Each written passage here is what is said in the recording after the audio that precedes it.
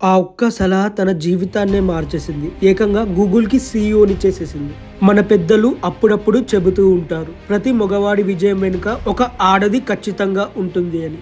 మనం Google CEO Sundar Pichai జీవితం గురించి తెలుసుకుంటే వాళ్ళు చెప్పింది నిజమే అనిపిస్తుంది. తన శక్తి సామర్థ్యాలు, ప్రతిభతో పాటు తన భార్య అంజలి పిచాయ్ ఇచ్చిన ప్రోత్సాహం, సూచనలు, సలహాలు ఇవన్నీ కూడా తన విజయానికి ప్రధాన కారణాలని చాలా సందర్భాల్లో సుందర్ పిచాయ్ చెప్పారు.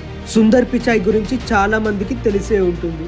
మన దేశంలో ఓ సామాన్య కుటుంబంలో పుట్టి చాలా తెలివితేటలతో ఏకంగా ప్రపంచానికి బిగ్ బాస్ లాంటి గూగుల్ కంపెనీకి సీఈఓగా ఎదిగాడు.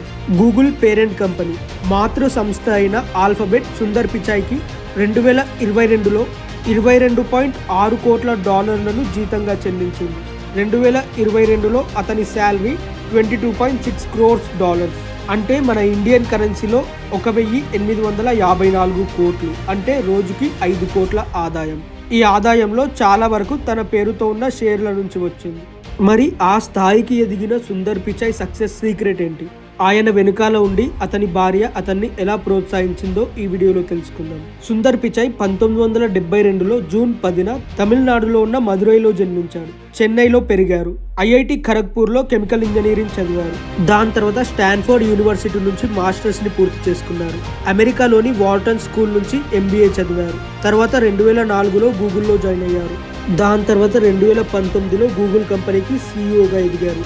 అయితే తన విజయం వెనుక ఆయన భార్య అంజలి పిచాయ్ ముఖ్యమైన పాత్ర పోషించారు. మరి అంజలి పిచాయ్ ఎవరో తన గురించి తెలుసుకుందాం. అంజలి పిచాయ్ తన లింక్డ్ఇన్ ఖాతా ప్రకారం ఇంట్యూట్ అనే సాఫ్ట్వేర్ కంపెనీలో బిజినెస్ ఆపరేషన్ మేనేజర్గా పనిచేస్తున్నారు.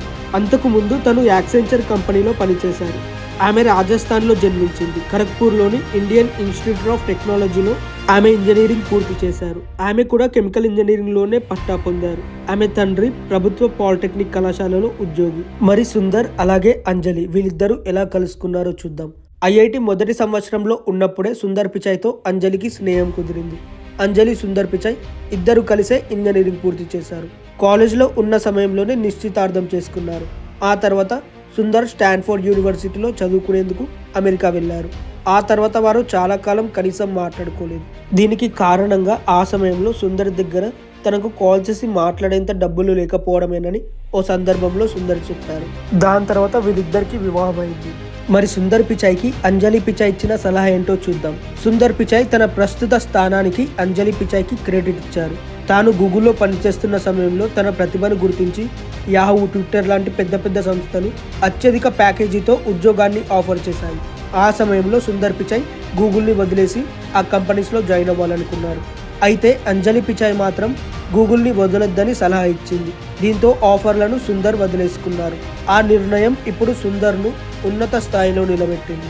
ఏకంగా గూగుల్ కంపెనీకే సీఈఓ చేసింది. ఒకవేళ ఆ కంపెనీలు ఇచ్చిన ఆఫర్ల వైపు మొగ్గు చూపితే ఇంతటి స్థాయిలో ఉండేవాడిని కానని సుందర్ ఓ ఇంటర్వ్యూలో చెప్పారు. ఇది వచ్చేసి వాటి వీడియో కనుక నచ్చితే ప్లీజ్ వీడియోని లైక్ చేయండి. అలాగే ఇలాంటి వీడియోస్ కోసం ఛానల్ సబ్స్క్రైబ్ చేసుకోండి. Thanks for watching my video.